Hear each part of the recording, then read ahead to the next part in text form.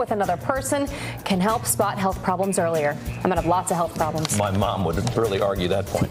All right, next the bad. An American Airlines passenger angry over flight cancellations smashes a window. Oh. The woman cited for property damage at the airport in Charlotte, North Carolina. A computer glitch caused American to cancel thousands of regional flights over the last week. Lady, I understand. Woo. And finally, the ugly. A woman gets a black eye from a flying hot dog. The Philadelphia Phillies hot dog cannon, coming in a little too hot at a game, accidentally hitting a woman in the face. It just came so fast, and it just hit me like that. I didn't understand a baseball, but not a hot dog. Oh my goodness, she was rushed to the hospital, but will be okay. But I will tell you, I have met the fanatic in person several times. He is very nice, and he did not mean it. That's not what I heard. That's not what I heard. You're terrible. Thanks Fox for watching. and Friends starts right now. So the Democrats want open borders. Let everybody come in. We're not going to let it happen. Today, I signed an executive order. We're going to keep families together, but the border is going to be just as tough. Finger pointing and heated words between House Speaker Paul Ryan, House Freedom Caucus Chair Mark Meadows. It appeared to be over immigration. The president also tearing into FBI lovers Peter Strzok and Lisa Page, who exchanged biased anti-Trump text messages. Senator Lindsey Graham demands answers about what they discussed. What exactly do you do in a whip meeting? It sounds rough. Did you not tell Doozy that there's a dress code in the U.S. Capitol? Yeah. No jeans. What are you doing, man? We're in jeans. Let's bring that up. Is there anything more fun than a Trump rally? Is there, sir?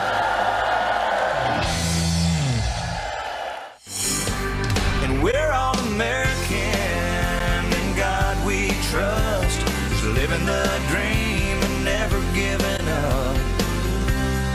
Did we take this from our show? Because Clay Walker's been on so much. He has been. He could be our house band. Why not? I've never really listened to those words. I love that. I know it. Hey, welcome everybody.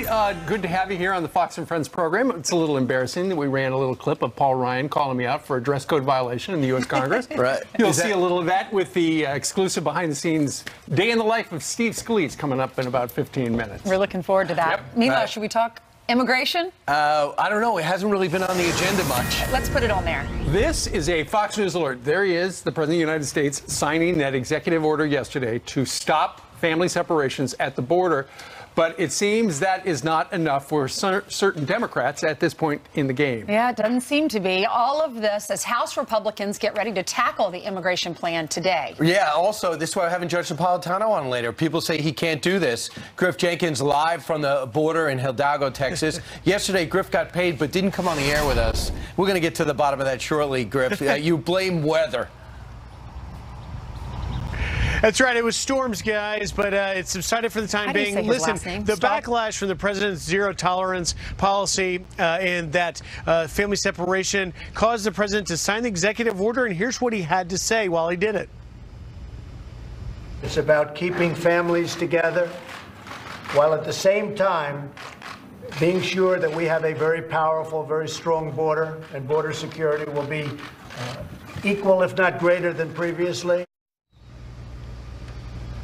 So the ball's in Congress's court now. The House, of course, supposed to vote on two bills, the leadership version and the conservative Goodlatte version, but it's not clear either's headed for passage. Chairman of the Freedom Caucus, Mark Meadows, openly fighting with Speaker Ryan, calling the leadership bill not ready for prime time. But Democrats aren't expected to support any of the bills and are lashing out at the president's executive order. This from House Minority Leader Nancy Pelosi, saying the president's executive order seeks to replace one form of child abuse with another. Instead of protecting traumatized children, the president has directed his attorney general to pave the way for the long-term incarceration of families in prison-like conditions. And Dianne Feinstein, senator from California, saying it's extremely troubling that the president's executive order would require immigrant families with children to be detained indefinitely. The order appears to be the next step in the Trump administration's larger agenda to eliminate basic protections for asylum seekers. And this, here at the Port of Hidalgo, is where people come to legally seek asylum. We'll have a little bit more and take you behind the scenes on that later this morning, guys. So I guess Nancy, thanks, Griff. I guess Nancy Pelosi just wants everyone who comes to the border just to get in and get a condo and stay. You can't really do that. And my only hope is, I have a lot of hopes, but that's for a different time. But one of my key hopes is that the fact that the president bought time for Congress won't use more time to come up with some type of solution. And they got to put something to a vote, and they can't say, well, the president solved this problem. I want to punt until November. They got to get something done this week. Well, isn't there going to be a vote today? Paul Ryan said there's going to be a vote today on legislation to allow families to stay together through their legal proceedings. It's going to be a compromise bill, and you saw those images of, there's a lot going on up on Capitol Hill. You saw those images of Speaker Ryan and Mark Meadows from the House Freedom Caucus pointing their fingers at each other. Apparently, Mr. Meadows was under the impression there were going to be things in the bill that his group, House Freedom Caucus, liked, and as it turns out, took a look at it, none of that stuff's there. The compromise bill today, apparently, and that's some of the imagery right there, where you got Mark Meadows on the left and Paul Ryan on the right. The compromise bill today would stop separating families at the border. It would give a path to Dreamers for citizenship, and there would be $25 billion ultimately for the wall. Certain conservatives feel that it's amnesty, and then others say that they are uneasy with the fact that if a Dreamer is granted status, they would then be able to sponsor their parent as a citizen. So those are some of the sticking points that they're working behind the scenes. And there might even be a third offer that they might be putting forward, but they're calling it, one is calling it the Goodlatte bill. The other, they wanted just to stop the confusion, and they wanted to name it the president's bill. Because it's the wall. Yeah, and because it has a wall, and it's somewhat of a compromise. I think it was mislabeled. Some people said moderate, and kind of set the president off on Friday. Said I'm not for it, confused everyone. But I thought this was kind of disturbing. One source said a few members who were a hard yes, after they saw that fight between Meadows and Ryan, on the immigration legislature, are now squirming after seeing that confrontation. Guys, you got to get it out of the House. And it's got to be a compromise. You can't get everything you want and then put it in the Senate where the fight will really be an uphill battle, but at least they'd have a shot with so many red states with Democratic senators. If you put too much in the bill, you're saying it's not going to pass, because if you start putting in chain migration, the lottery system, not everyone agrees on that, but this is about the families and not separating the families. Well, it's a compromise bill. There's a whole bunch of stuff in it, but apparently there are certain core principles that certain members simply, it's too far for them. That's one of the reasons why yesterday, apparently, Steve Scalise gave the White House a list of certain members that the White House should call and have them come over, and they did. And so there's a full court press on Capitol Hill to try to get to 218. Right now, it does not look like they're there. And by the way, what are we not hearing? A Democratic proposal. There's not one offer. Just put up the most radical plan possible. Chuck Schumer doesn't want to do it. He says no legislation. This is the president's problem. Then the president signs that executive order yesterday, and they're still up in arms. Meanwhile, the president, he went to Minnesota yesterday in Duluth at a rally. He was there touting his string of White House victories. Listen to this. As your president, I will always fight to protect American families. The Democrats want open borders. Let everybody come in. We're not going to let it happen. I signed an executive order. We're going to keep families together, but the border is going to be just as tough as it's been. The greatest phrase, I think, in the history of politics, make America great again, and that's exactly what we're doing. Unemployment numbers are among the best in the history of our country. We just secured a record $700 billion in funding to rebuild our military. We've cut more regulations in 500 days than any president. By the way, is there anything more fun than a Trump rally? And it was a big rally, too. In fact, they had originally booked one venue, an arena, and apparently there were so many other people they had to get a bigger place. Keep in mind, Duluth is part of the 8th District of Minnesota, which is home to the Iron Range of steel. And so the president's tariffs on steel are very popular in that part. And he always said that he goes, my only regret, was I didn't go back to Minnesota more. I didn't know how close we were. And if he's going to win Minnesota next time, which he referred to 3 times last night, he says he's going to max out the vote amongst those that showed up late yesterday. And they did something else that was kind of unique. He stopped and he said, "Can you show the crowd?" And we got a chance to see the crowd, but we never saw the amount of people outside that didn't get in. Hillary, look, there's the crowd. Hillary won by a narrow margin in Minnesota, and he said, "I think I'm going to win in 2020, so we'll see." Hey, Peter Fonda's still alive. How do I know? He had an offensive tweet like you would not believe, and I guess he's in a movie coming up. He's an actor. He's in his 70s. He's Jane Fonda's brother. Is that right? Right. He was the Easy Rider star. He tweeted this out yesterday.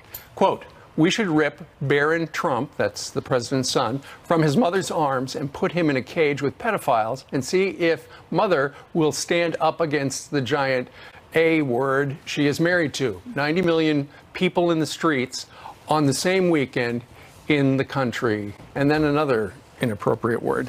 He has since deleted the tweet. He has since apologized. Melania's spokesperson said it was sick and irresponsible. And Melania Trump called the Secret Service and said, "Take a look at this. Is this appropriate?" And they are now investigating him. They gotta. And by the way, so he apologized since.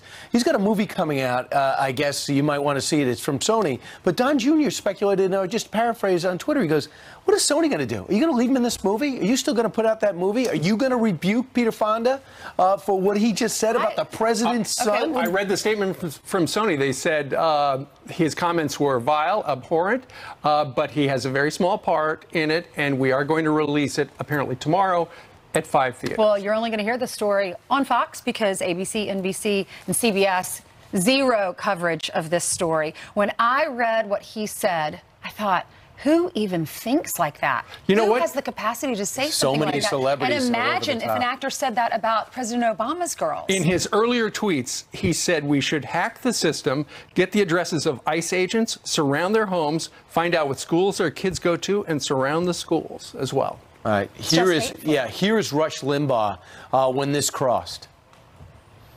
The drive-by media is especially unhinged. This today is not about kids and the way they're being treated anywhere. This is about Donald Trump winning and these people not being able to do anything about it. So hate is governing, fueling everything that is occurring in what we call the news media today. Virtually every news story today has a component driving it, which is hate. And it is hate for victors, hate for the successful, hate for Donald Trump. I've never seen anything like it, and I can't use the use of expletives on a regular basis. It's like when you're in 4th grade and you first learn to curse and you think it's funny. I'm just stunned by when you go on Twitter or social media, people feel totally comfortable doing it out loud and in public. Please let us know what you think about this. Meanwhile, we're going to hand it over to Jill. You know, has some more headlines for us. That's right. Good morning to you guys, to you at home as well. Happy first official day of summer. That's right. Yeah. We do have some news, though, to get you caught up on now, starting with this in a serious story. 2 sheriff's deputies who made the ultimate sacrifice will be laid to rest today. Teresa King and Patrick Rohr were shot and killed as they brought an inmate to court in Kansas. Officers from around the country are expected at their joint funeral, but they won't be the only superheroes there. Dozens of people will dress up in costume, honoring Rohr's love of comics. The deputies both leave children behind. Millions of people are under the threat of severe weather as flash flooding wreaks havoc in Pennsylvania. Oh my God, dude. I cannot even believe this right now. Incredible video showing a car being swept away outside Pittsburgh. In the Midwest, tornadoes touching down. Several twisters reported in Iowa. More storms are on the way today. Just call it shrinking the swamp. President Trump may soon make a move to reorganize our government. The Wall Street Journal reporting the administration will propose today to merge the labor and education departments. If approved by Congress, it would be a step toward the effort to decrease the federal workforce. Republicans first suggested a merger in the 90s. Let's look at your headlines. I'll send it back to you. One step closer. Yep. All right. Thank you very much, Jill. All right. Coming up, our next guest is running for Congress in Minnesota and joined President Trump on his stage at the big rally last night. He's going to tell us about the experience coming up next. And the pastor who stopped an armed carjacker at that Walmart is speaking out for the first time. He entered the vehicle, which I considered an even bigger threat, and I fired to stop the shooter. Thanks, it's my job. Congressman from Minnesota's 8th Congressional District, the great Pete Stauber. He is a great guy, and he loves you, and he loves this country, and he's going to do fantastically.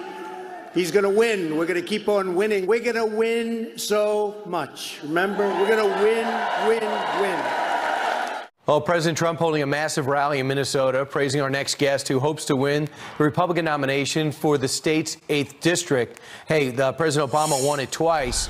Won that district twice. Can they reverse course now because President Trump won it easily by 16 points in 2016? Joining us now, Minnesota congressional candidate and St. Louis County Commissioner Pete Stauber, who was a police officer and a minor league hockey player. So, Pete, you grabbed the microphone, you surprised the president, you whipped open a speech. How did you pull that off, breaking format?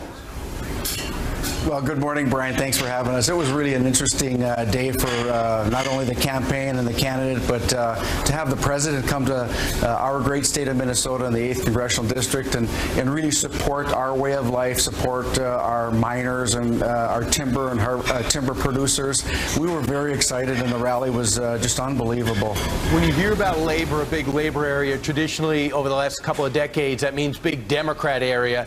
But there's something about this president, a Republican, that seems to resonate in the blue-collar communities. Can you tell me what Minnesota has seen so far that garnered that type of support? Well, you know, we are a blue-collar community, and President Trump won our district just under 16%. So when we look at that, the district is changing. I have Democratic mayors on our Iron Range that have come out and supported me. You know, up here in the 8th District, they're taking the labels off the candidates and looking at what the candidate has done, what we will do for our jobs, what we will support our military, support our law enforcement, support the timber producers. And so when you take the labels off the candidate, and they look at my resume, what I have done, and I'm living and have lived my message, Brian. Yeah, you had a Congressman Nolan who's been there for a while, but now it's an open seat. If the House is going to hold for Republicans, the reason why the president's there, obviously it's a salute to you, but it's also a seat Republicans need.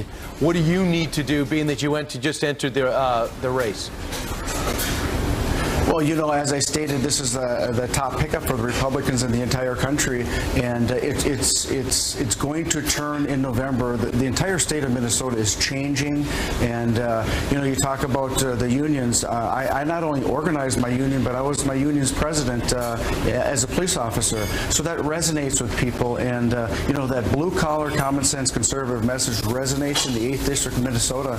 And as our campaign continues, Brian, we're working hard, meeting as many people as we can. And as you know, politics has become a contact sport, but it's a contact sport you're used to, being that you have a rich hockey background. Pete Stauber, thanks so much. You seemed very natural in front of a huge audience last night, surprising the president with a speech that I don't think he was prepared for you to make, but I think he was well in support. Pete Stauber, thanks so much.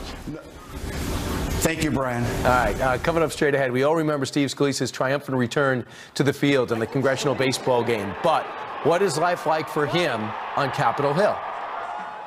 When you pass a big bill, get something really big done, you know, we pop a bottle of champagne. My team works really hard. There's the tax cut.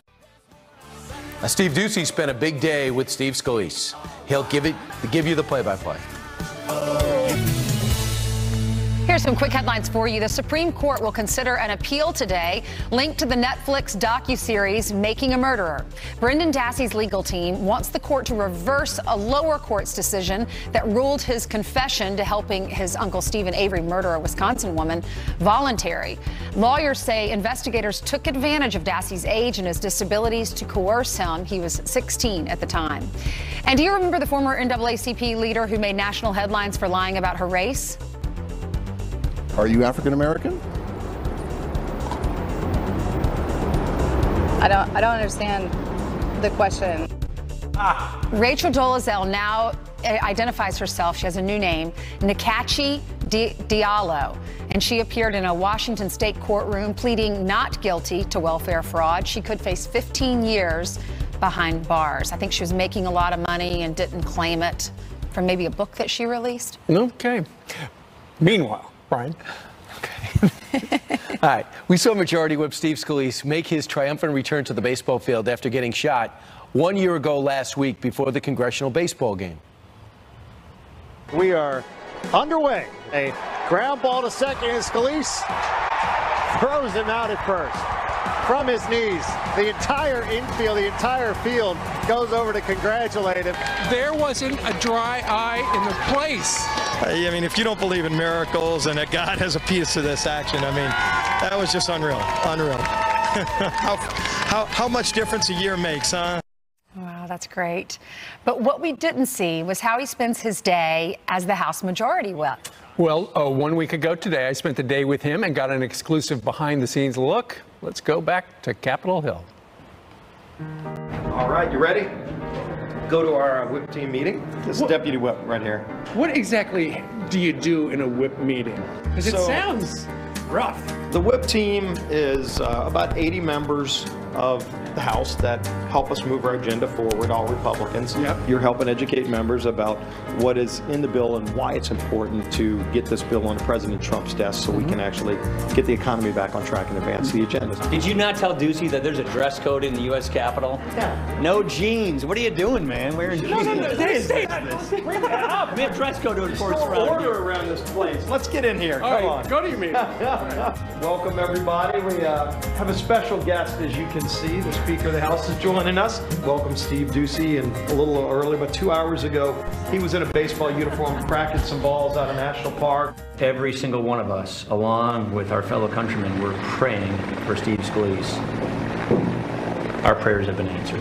When I was gone for 3.5 months, this House still moved our business, and it moved it in a large part because of all of you. There's been a lot of work in negotiations to get an agreement amongst Republicans in the House on how to get a bill that President Trump signs on immigration. Well, tell us about immigration. All right, get out of here. This is my office. It seems nice. Office of the Majority Whip. View I've got down the mall is just probably the best view in the Capitol. It's stunning. When you have a big day, you know, it's not just a big day for America, but it's a big day for you personally. And so you memorialize things with a bottle of champagne. There's the tax cut. When we passed that Tax Cuts and Jobs Act, it was a monumental occasion. You pop a bottle of champagne and you stop and celebrate all the hard work that went into getting something big done. Paul Ryan gave you this gavel. Yeah, I tell you what, this was a special day. The day that I came back to Congress, September of last year, after 3.5 months in a hospital, working really hard to rehabilitate, learn how to walk again, so I could be able to walk into that House chamber again and just see my colleagues and get back to work. It was one of the most special days of my life. And I see the New Orleans logos. New Orleans Saints jersey. My alma mater gave me my own real LSU jersey, and I thought that was really cool. When people come and you're meeting with people, we take pictures, and we always come over here to make them take the picture in front of the LSU jersey. How do you balance representing Louisiana and running your side? I'm a conservative. I came up to Congress to help try to get this country back on track. As a member of leadership, you actually get to be in the room for a lot more of the decisions. My primary job is to represent the people of Southeast Louisiana. But then I also, of course, want to help make this a better country and fix the problems that we have. You have had a full day. You've had your staff in here, you had the speaker in here.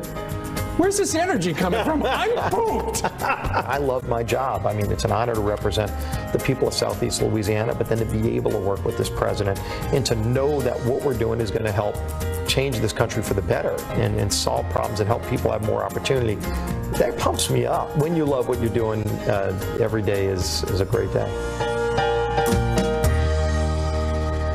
From sun up to sundown, he was working, and a week ago tonight, he played in the game after having donated a quart of blood, a pint of blood, a bottle of blood. Seems like such a great guy. And that meeting that we saw the speaker at, where the speaker said, "Okay, you can go now," Fox News, that was the meeting where they worked to whip up the members to vote on today's immigration plan. Yeah. Wow, great He's job. from Louisiana, has a wife, 2 children. And he, just keep in mind, it was a little more than a year ago. He came that close to not making it out. It's incredible. It's incredible. Welcome back, Steve Scalise. The power of prayer. Indeed. All right, meanwhile, 30 minutes before the top of the hour, she lied about the Benghazi attacks on 5 different Sunday shows. But now there's a brand new bombshell this morning involving Susan Rice. Plus, what do voters think of the president's rally last night in Minnesota? Todd Pyro's having breakfast with friends in Duluth, Minnesota, and that's coming up next. Red, white, and blue crew. Meanwhile, happy birthday to Prince William. He has 36 candles on his cake today. And we'll never be royal. It's a run in our blood. That kind of love's just ain't for us. We crave a different kind of buzz. Let me be your ruler. We talk about the forgotten men and women. They're the smartest people. They work the hardest. They pay taxes. They do all of the things. And yet, they were the forgotten people. And believe me, our people are the smartest and the hardest working. Smarter than anybody and the hardest working. A little thing I was talking about today. You ever notice they always call the other side, and they do this up, the elite. The elite. Why are they elite? I have a much better apartment than they do. I'm smarter than they are. I'm richer than they are. I became president and they didn't. And I'm representing the greatest, smartest, most loyal, best people on earth, the deplorables. There you have the President of the United States last night in Duluth addressing the deplorables. You would think that that message wouldn't necessarily be the right message, according to the experts, to a to a working class community. When he goes, look, I'm richer, I'm better, I'm smarter, and I'm president, you're not. But something about his message resonates better with them than it does with the rich. Because he's tough and he's saying a lot of the things that they're thinking and they don't feel like they were able to say it before. Todd Pyro is live at Uncle Louie's Cafe in Duluth, Minnesota, talking to the people there where the president was last night. Good morning, Steve, Ainsley, and Brian. And you saw the packed house last night about a mile away from here, from Uncle Louie's Cafe. Well, we have a packed house here at Uncle Louie's Cafe talking about, obviously, a lot of big issues of the day. We're going to get right to it. We're going to begin with Bob. Bob works in IT. He voted for President Trump, and he says he thinks the president is doing an even better job than he thought he would when he voted for him. Why? Well, it's about jobs. He's taken the restraints off some of our largest employers. We have people working. That means more tax revenues. Tax cuts have been beneficial. There's competition for jobs, the economy with the GDP up. Competition on jobs means higher wages for people. It's nothing but positive ahead. Well, when I asked you what the most important issue is to you and your family, you said it's not about me, it's about my 8 grandchildren. Why do you say that? It's about opportunity for my 8 grandchildren. What will they have in the future? And we're seeing employers come back to the country for greater opportunities. I would like to see them stay in the area. In our region, we've had an exodus of children over the years. And as a grandparent, there's nothing better than having your family at home.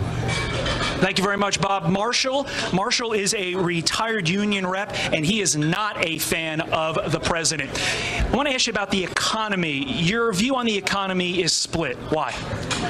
Well, I'm very happy to see the economy continue to grow through the Obama years and now with President Trump.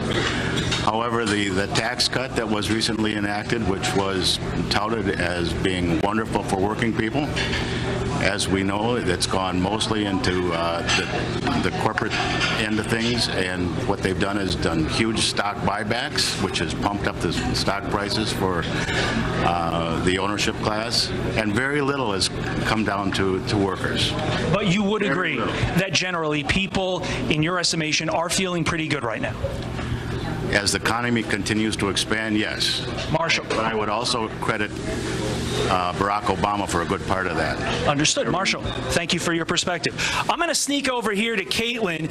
Caitlin, a very interesting perspective. You said Trump rallies, the one that you attended last night, they are a beacon of free speech. Why do you say that? Well, especially coming from Minnesota, you know, we haven't voted a Republican majority since Nixon, and leading up to the election, I think a lot of us are scared to speak our minds.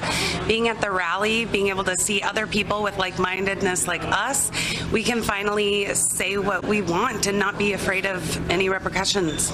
So in the past, you have felt repercussions? Oh, absolutely. You know, we're the deplorables, you know, and being in Minnesota, we're typically a Democrat state, and you just, there's that fear. You know this area. President Trump has stated he wants to turn this area red. Knowing the area as well as you do you think he will? I think he will. I think he will. It's going to be exciting. Appreciate your time. By the way, I forgot to mention she is a nurse. We appreciate all of our nurses because they do amazing work in our hospitals and in our doctors' offices. Thank you for your time. Thank you, everybody, for your time. Again, guys, this place is packed. No shortage of opinions. We're going to check back in about an hour. And the food looks great, and suddenly I'm hungry again. All right, Todd, thank you very much. Tell them why we said hey, Todd. Just overall, I was stunned to see that they're now making projections that our economy overall could be growing at 5%. People didn't think it was going to hit 3%, and it could be heading out 3% for the entire year. So 4% would have been outstanding. Can you imagine if they come in with that number? That would be a big number, and that would be a big story. Stay tuned. Haven't seen that in a long time. All right, Jillian is over there. She has some headlines for us. That's Hello. right. Good Thursday morning to you. Let's get you caught up on some of these stories that we're following. Beginning here, a hero pastor is speaking out after taking down a gunman in a Walmart parking lot. David George shooting and killing Tim Day as he attempted to carjack several people. He entered the vehicle, which I considered an even bigger threat, and I fired to stop the shooter.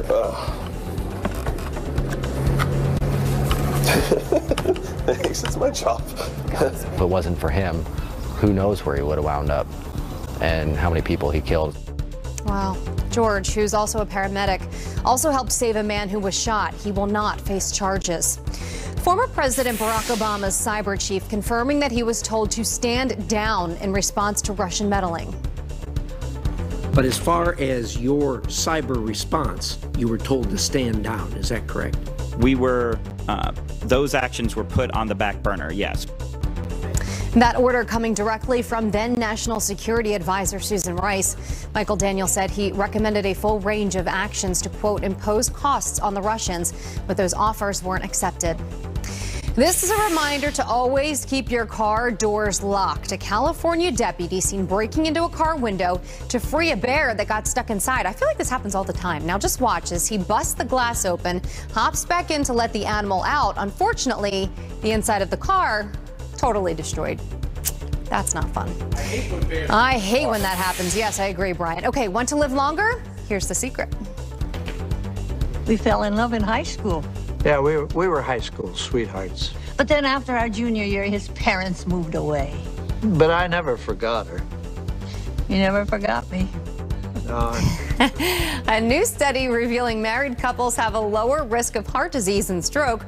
Researchers believe living with another person can help spot health problems much earlier. Let's look at your headlines. Right, and if you're getting along, they'll help you out, and they'll say there's something wrong. But if you're not getting along, they might not point out. Yeah, then it causes more heart problems. Yes, absolutely. All right, it is 18 minutes before the top of the hour. Janice Dean joins us, and Janice, this hour we turn to summer. Right, and you live with somebody, right, Janice? Yes, of course I do. I live with my husband Sean and my 2 children. By the way, that video, those were actors, so of course they're going to get along. Yes, that's a good point. You know what, Les? We've got some amazing video. This is out of New Hampshire, New England. This is called a fire rainbow, and what happens is the light reflects off of the ice crystals in the atmosphere. Isn't that cool? A lot of people were taking this picture. Fire rainbow. This is real. This is a real phenomenon. This is in New England, in New Hampshire. Wow, pretty. So it's very rare that you see that. Let's take a look at your storm reports because we had some hail and some damaging winds as well as tornadoes yesterday across the Plain States. Heavy rainfall in the forecast across the Ohio River Valley, parts of the Great Lakes, and the Mid-Atlantic. Again, because we have this stationary front, we're also dealing with, unfortunately, the threat for more rain for Texas and Louisiana. And yes, summer is finally here, my friends. First day arrived, just moments ago. It did this hour. All right. Thank you very much, JD. It's the one day we have more sunshine on this day than any other day. 15 hours, I believe. When is summer solstice? Now. It's right now. Yeah, it's happening right now. This hour. On the Fox News channel. All right. I feel it. It's 42 minutes after the top of the hour. Liberals want universal health care in the United States, but this cancer patient was forced to raise hundreds of thousands of dollars because his government wouldn't pay for a life-saving drug. Is this really what the left has in mind? And the ink is barely dry on President Trump's executive order that he is about to sign in these images, but the media says it could be stopped in court. Judge Napolitano here to set the record straight. He's next on Fox and Friends for the first day of summer. Hey, Judge. How you doing? Summer. Pour me some moonshine. When I'm gone, put it in stuff.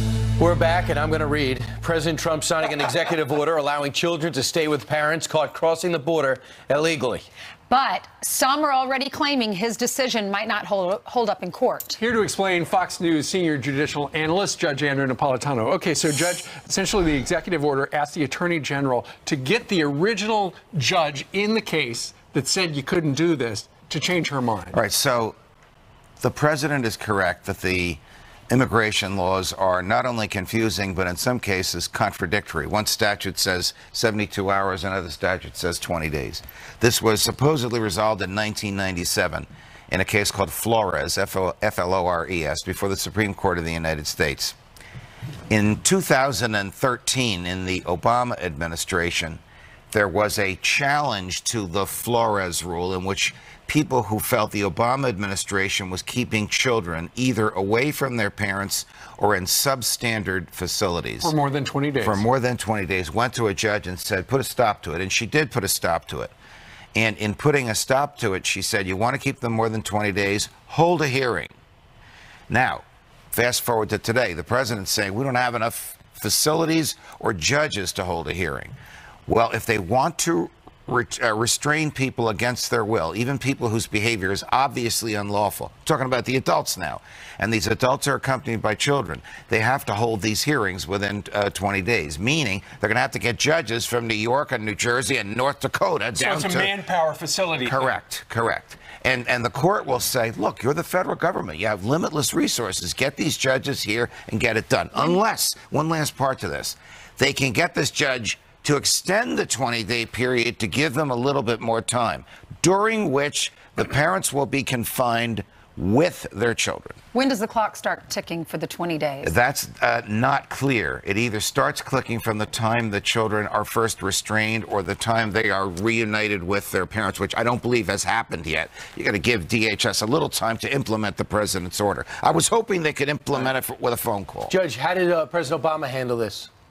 President Obama colossally lost this case before Judge G.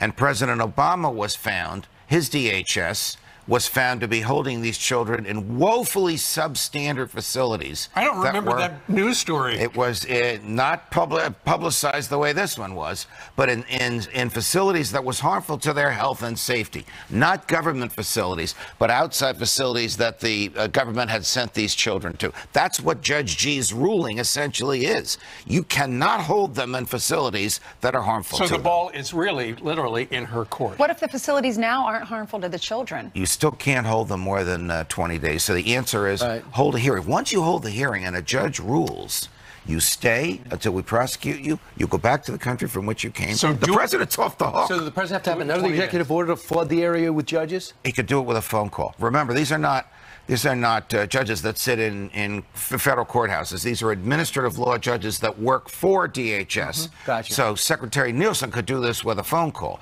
She's going to take them from states where they're needed, but you have an emergency at the border, and this is the time to increase the manpower there. For every action, there's a reaction. I hope this makes sense, Brian Kilmeade.